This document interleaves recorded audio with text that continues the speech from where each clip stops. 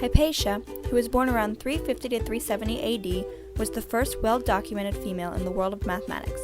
She was a Greek Neoplatonist philosopher, which means she focused on aspects of Platonic thought and combined the work of Plato with Egyptian and Jewish theology.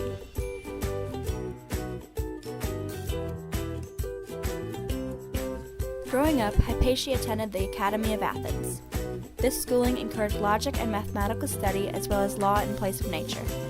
Around 400 AD, she became the head of the Platonist school at Alexandria and taught the works of Plato and Aristotle. Many thought that she had surpassed all the philosophers of her own time.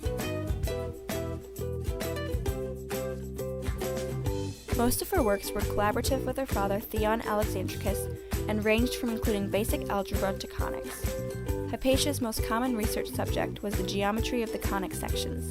She didn't discover them, but she was one of the first to realize their importance. Although none of these written original works has survived to present day, they are commonly attributed to her and referenced.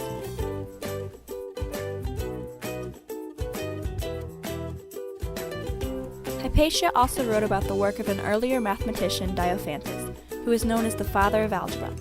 He worked with quadratics and equations having more than one solution.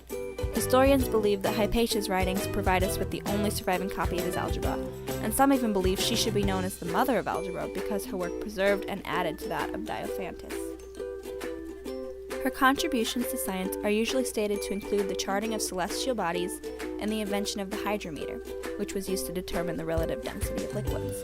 However, the hydrometer had already been invented and known in her time, so these claims are false.